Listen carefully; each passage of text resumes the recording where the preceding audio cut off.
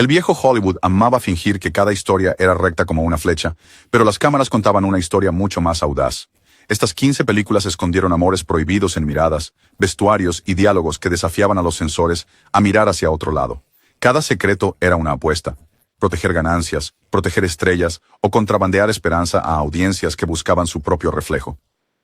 Inclínate, observa de cerca y presiona ese botón de suscripción para que nunca te pierdas otra revelación del pasado oscuro del cine. Reina Cristina. La monarca sueca de Greta Garbo galopa en la pantalla envuelta en un manto de terciopelo y misterio. Los espectadores pensaban que estaban viendo una tragedia real sobre una reina que rechaza el matrimonio por la política, pero detrás de los corredores iluminados por velas se escondía una audaz artimaña.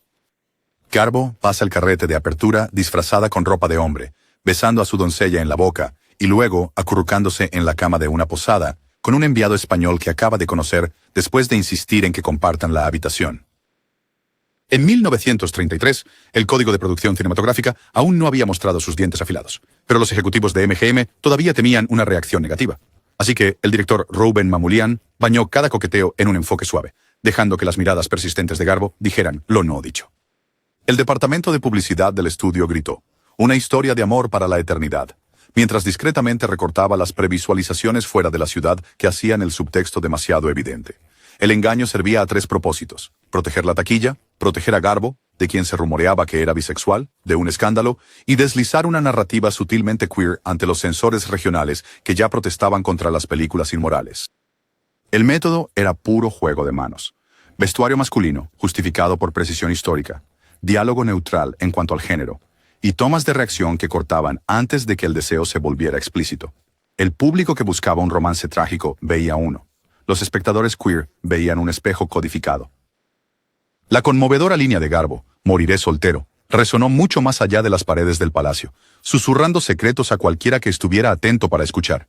Y justo cuando la intriga de la corte alcanza su punto máximo, la película la apresura hacia el sacrificio heterosexual. Una última distracción que señalaba a los censores que el orden había sido restaurado, mientras dejaba un rastro de migas de pan para los cinéfilos que sabían leer entre las velas. Rebecca.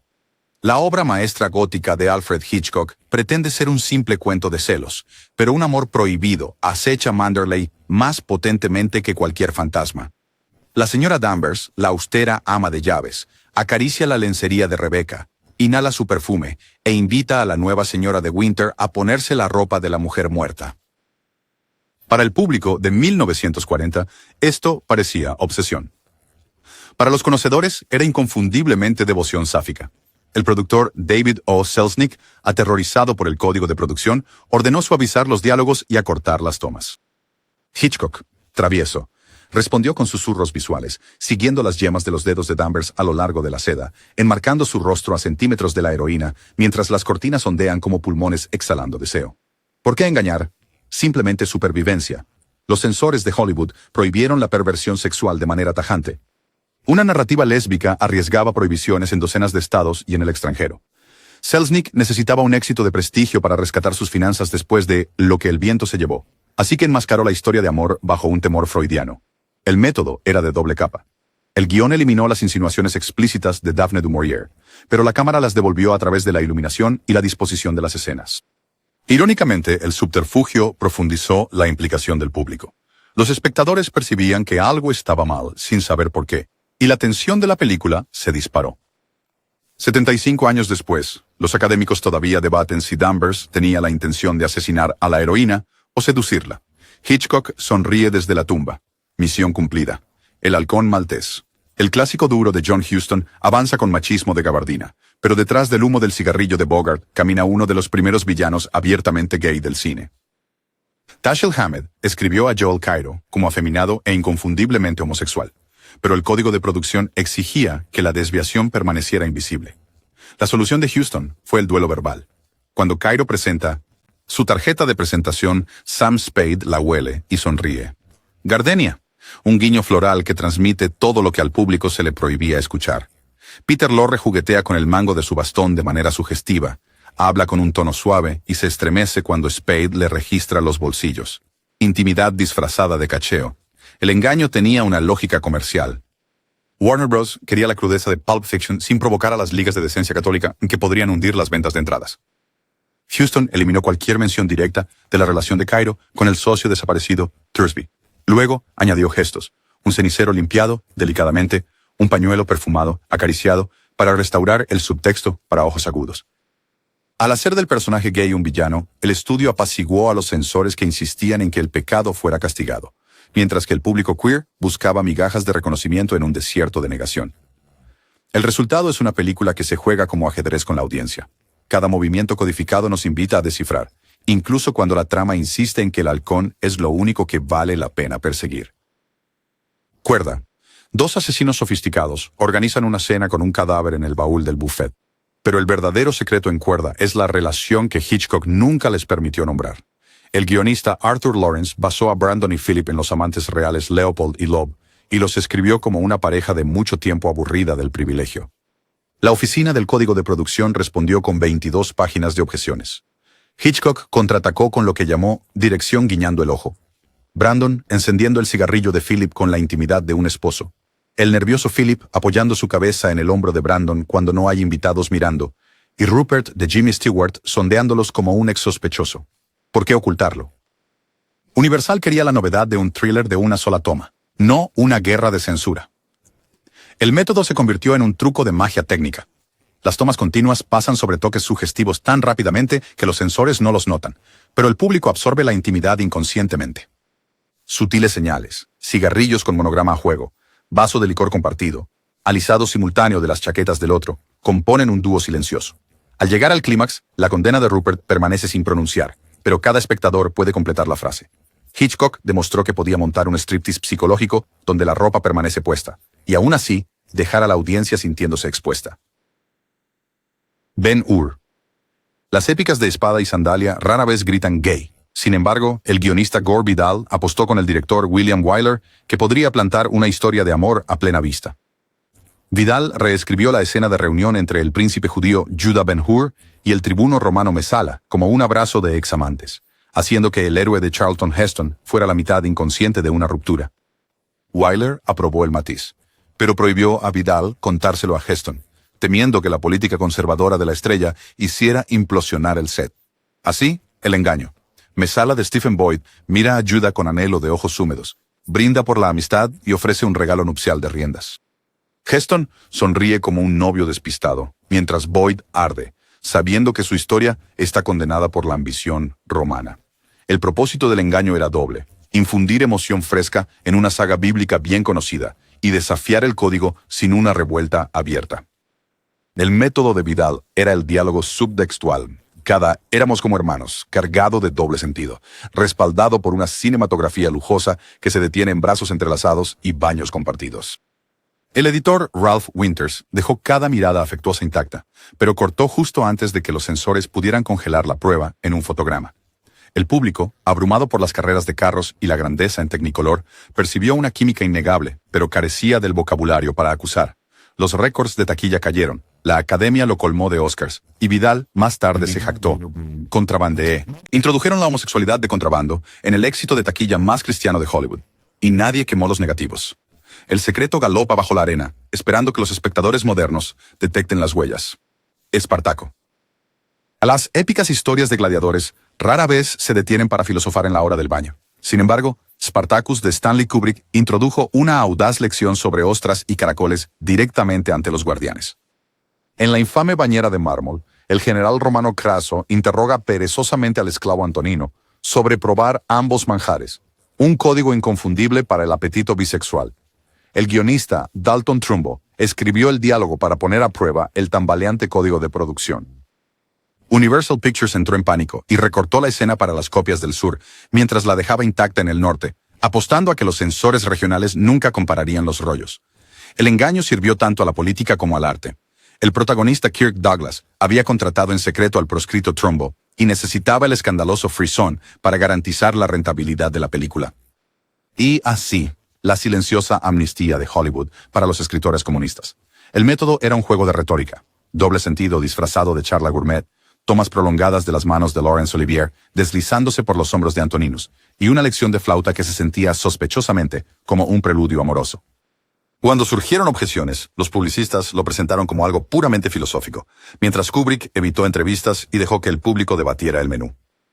Los espectadores hambrientos de subtexto salieron del cine susurrando que Roma cayó porque no podía decidir entre ostras o caracoles, sin darse cuenta de que acababan de presenciar una fuga para la representación queer y para un guionista en la lista negra en la misma bañera.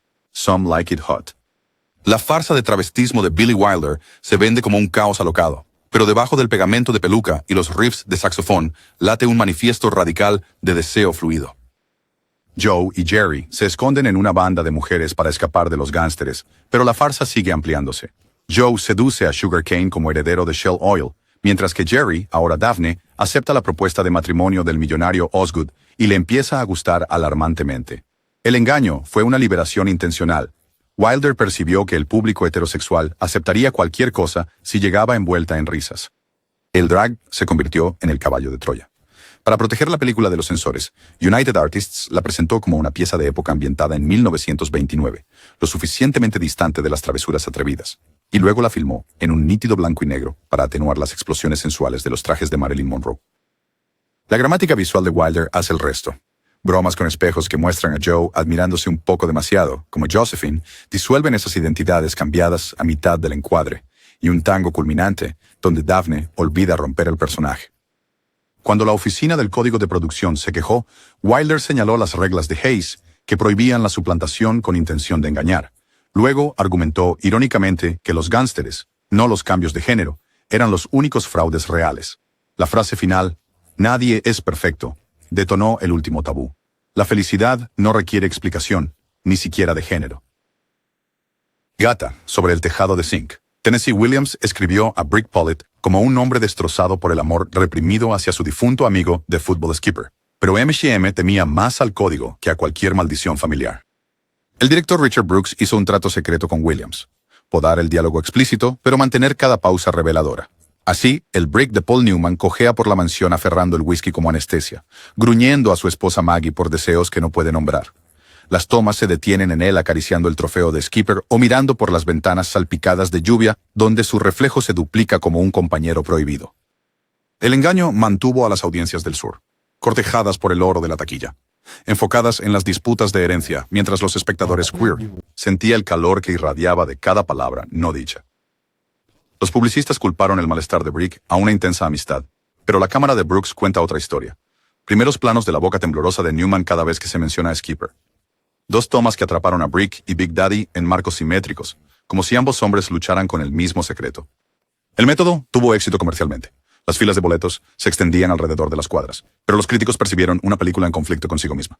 El código ganó la batalla del diálogo. Williams y Brooks ganaron la guerra emocional, demostrando que el silencio puede ser más fuerte que la confesión cuando la iluminación es lo suficientemente dura. Rebelde sin causa. La icónica imagen de James Dean oculta un tierno triángulo que el estudio nunca se atrevió a trazar. Jim Stark cautiva a Judy con un bravado herido, pero también rescata a su solitario compañero de clase Plato, quien lo mira con devoción de ojos abiertos, agarra su chaqueta roja como una manta de seguridad y susurra fantasías de una casa de ensueño, donde Jim hace de padre y esposo simultáneamente. El guionista Stewart Stern escribió a Plato explícitamente gay. Warner Bros. Borró la etiqueta, y el director Nicholas Ray recargó la verdad a través de la puesta en escena. Jim y Plato, enmarcados en enfoque suave, mientras Judy observa desde la periferia, celosa de un vínculo que ni siquiera ella puede descifrar. El estudio necesitaba un éxito juvenil, no una prohibición de obra moral, así que culparon los problemas de Plato al síndrome de hogar roto, enviando un memo explicativo a los exhibidores nerviosos. Sin embargo, el método de Ray supera la excusa. Entregas prolongadas de la pistola, sombras que fusionan sus siluetas en el clímax del planetario, donde el consuelo susurrado de Jim se siente como la despedida de un amante. Como Dean murió semanas antes del estreno, su mito se fusionó para siempre con el anhelo de Plato. El público lloró a una estrella, pero nunca se dio cuenta de que también lloraban por una historia de amor que aún se escondía en esa mansión abandonada. Shilda. El movimiento de cabello de Rita Hayworth distrajo a millones del verdadero corriente eléctrico que recorría Gilda, la obsesiva asociación entre el dueño del casino, Balin Manson, y el jugador sombrío, Johnny Farrell. El cine negro suele vender el calor de la femme fatale, pero aquí la relación entre los hombres marca el termómetro. Desde su primer encuentro, la mejilla de Johnny acariciada tiernamente por la mano enguantada de Balin, El diálogo está lleno de intimidad codificada. Balin lo llama Pet, le regala un bastón espada de plata y lo invita a compartir su finca en Buenos Aires. Columbia Pictures, con la mira en los mercados latinoamericanos, enmascaró la carga homoerótica al promocionar a Hayworth como la trampa definitiva para hombres, inundando los carteles con su torso y editando los avances para destacar su striptease. El director Charles Bieder siguió el juego públicamente. Luego filmó tomas privadas donde Glenn Ford y George McCready mantienen el contacto visual 4 tiempos más de lo escrito, o comparten caladas de cigarrillo como besos rituales. El propósito del engaño era triple: eludir a los censores, elevar la tensión por encima del noir estándar y crear un triángulo en el que la mujer es en realidad la cortina de humo. Para el final, el duelo entre Johnny y Balin se siente menos sobre la virtud de Gilda que una pelea de amantes que ha llegado a las balas. Los espectadores se quedaron tarareando "Put the blame on me", aún sin darse cuenta de que la verdadera culpa, el deseo negado, se les escapó entre sombras y siluetas. Tia and Sympathy. El melodrama gentil de campus de Vincente Minnelli parece a primera vista un cuento de advertencia sobre la conformidad en una escuela preparatoria de élite. Pero observa un poco más de cerca, y la película se convierte en una cuerda floja, extremadamente delgada, sobre el mayor tabú de Hollywood, la homosexualidad masculina. Tom Lee, el estudiante de drama sensible que prefiere escuchar música en lugar de participar en ejercicios de práctica, es atormentado por compañeros que cantan "Chico Hermana". Minnelli y el guionista Robert Anderson, adaptando la propia obra de Broadway de Anderson, querían preservar el diálogo franco del original, pero sabían que el código de producción lo recortaría. La decepción que eligieron fue el silencio selectivo. Cortaron cada palabra explícita, luego llenaron los huecos con miradas cargadas y una cámara que se detiene en la espalda desnuda de Tom medio segundo demasiado, mientras el entrenador da una lección sobre la masculinidad. El motivo era la supervivencia en 2 frentes. MGM necesitaba el mercado de prestigio, especialmente los teatros del sur, donde los guardianes morales aún protestaban contra la perversión. Anderson necesitaba una adaptación fiel para que los asistentes al cine no boicotearan la película por considerarla diluida. La solución fue desplazar el deseo hacia Laura, la solitaria esposa del entrenador. Ella se convierte en la cura de Tom, pero sus palabras finales, años después, cuando hables de esto, y lo harás, sé amable, se filman en enfoque suave, prácticamente rogando al público que reemplace esto con el secreto que el código no nombrará. La película así vende la redención heterosexual en la superficie, mientras acusa silenciosamente a la cultura que la exigía, dejando a los espectadores inquietos por lo que realmente cuesta la bondad. Calamity Jane, en la diligencia de la pradera del musical Technicolor de Warner Bros. Doris Day canta odas a la libertad de romper el látigo, pero debajo de los flecos hay una utopía lesbiana guiñando un ojo en pieles de ante. La fanfarronería de Jane, su promesa de que puede atrapar con el lazo a cualquier cosa con patas, y su vida en el barracón con la ídolo de tienda de 10 centavos, Katie Brown, forman una alegre asociación doméstica, hasta que el héroe Wild Bill Hickok llega para restaurar el orden hétero. La decepción es un deslumbrante giro. En lugar de ocultar la atracción por el mismo sexo en las sombras, el director David Butler la envuelve en luz solar y canción, confiando en que los censores descartarían cualquier rareza como comedia de marimacho. Warner Bros. Tenía 2 razones para esconderse a plena vista. Primero, la etiqueta de entretenimiento familiar garantizaba matinés lucrativas. En segundo lugar, el creciente mercado de adolescentes adoraba las travesuras de cambio de género de Day. Para esquivar las alarmas del código, el letrista Sammy Fain escribió duetos deliberadamente ambiguos como A Woman's Touch, donde Jane y Katie redecoran su cabaña mientras armonizan sobre lo maravilloso que es establecer un hogar juntas. La coreografía completa el engaño. Las mujeres reflejan los pasos de la otra, intercambian sombreros y rifles y se toman de las manos en prolongados abrazos de saludo final. Cuando el guión finalmente empuja a Jane hacia Bill, la transición se siente casi superficial, una reverencia obligatoria a la convención. Sin embargo, el público, especialmente las mujeres queer, reconoció una frontera donde hebillas, balas y amor no necesitan corsés. De repente, el último verano. El gótico sureño de Joseph Mankiewicz gira en torno a una mujer amenazada con lobotomía, pero el verdadero horror es el apetito prohibido que Hollywood no nombraría. Sebastian Venable, rico, invisible, ya muerto, invitaba a chicos de playa a satisfacer sus deseos, y su madre pretende enterrar el secreto junto con su cuerpo. Con la obra de Tennessee Williams, ya infame, Columbia Pictures enfrentó un dilema: explotar el rumor escandaloso o enfrentar prohibiciones a gran escala. Eligieron una audaz decepción: contar todo sin mostrar nada. Los censores eliminaron toda referencia directa a la homosexualidad, así que Mankiewicz utilizó la sugerencia como arma. Los febriles recuerdos de Elizabeth Taylor son interrumpidos por el estruendo del oleaje y los chillidos de las gaviotas. Una turba en la playa es filmada en primeros planos inexpresivos. Sus torsos brillan, pero son desfigurados por cortes bruscos que difuminan el deseo individual en una amenaza animal. El motivo, irónicamente, era la misericordia. Los abogados del estudio temían que un diálogo explícito obligara a las cadenas del sur a retirar las copias, pero ansiaban la controversia que vende entradas. Así que la película transmite la rareza de Sebastián a través de ecos, la devoción de su madre descrita como un amor demasiado completo, sus exóticos poemas sobre la carne que devora guardados en una caja de plata.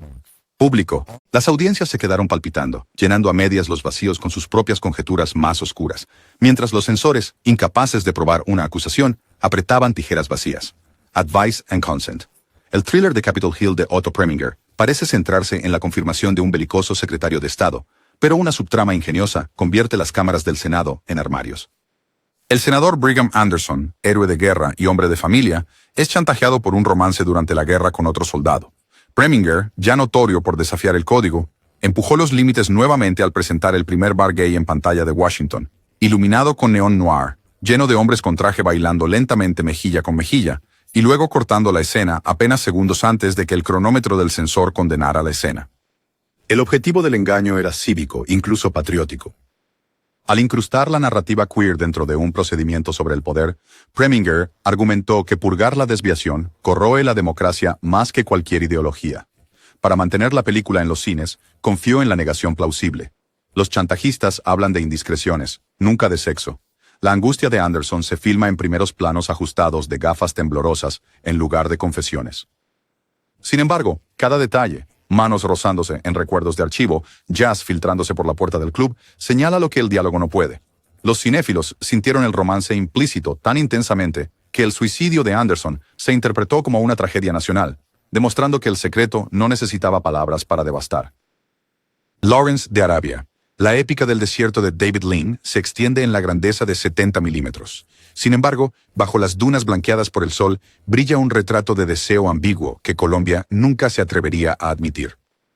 A. Lawrence, interpretado por Peter O'Toole con una androginia luminosa, se pavonea en sus túnicas blancas, disfruta de los cuchillos árabes rozando su piel y forma un vínculo intenso con el sheriff Ailey, que desafía la jerarquía colonial. El engaño de Lean es menos sobre omisión y más sobre desplazamiento. El anhelo homoerótico se funde con la aventura imperial hasta que los dos son indistinguibles. La razón fue tanto estética como comercial. Lean creía que la automitificación de Lawrence surgía en parte de la alienación sexual. Sin embargo, Colombia necesitaba un éxito de taquilla para las vacaciones, no un tribunal de censura. Así, la infame escena de tortura en Dira, la caricia del bey turco, José Ferrer, desliza del rostro de Lawrence al pecho. La cámara se eleva a una toma alta y una flauta chillona ahoga el resto. Cortes a las solapas de las tiendas ondeando y Lawrence tambaleándose hacia afuera, con la túnica rasgada, contaron el resto a cualquiera dispuesto a leer sombras. Las lentes amplias de Lean se detienen en Lawrence y Ali, intercambiando miradas a través de hogueras tan luminosas que parecen nupciales. Aún así, los materiales publicitarios vendían puro heroísmo de guerra. Décadas después, los historiadores debaten la verdadera orientación del explorador, pero Lean convirtió la pregunta en el último espejismo del cine, siempre visible en el horizonte, nunca completamente capturado, centelleando en las ondas de calor del secreto. Desde las cámaras del palacio hasta las arenas del desierto, estos clásicos llevan valientes mensajes bajo el silencio y el humo. Su anhelo encubierto cambió cómo las historias respiran en la pantalla y cómo el público se ve a sí mismo. Recuerda, cada carrete esconde otro susurro. Suscríbete, comparte y sigue viendo. Seguiremos desenrollando los secretos hasta que las luces de la sala se enciendan para ti.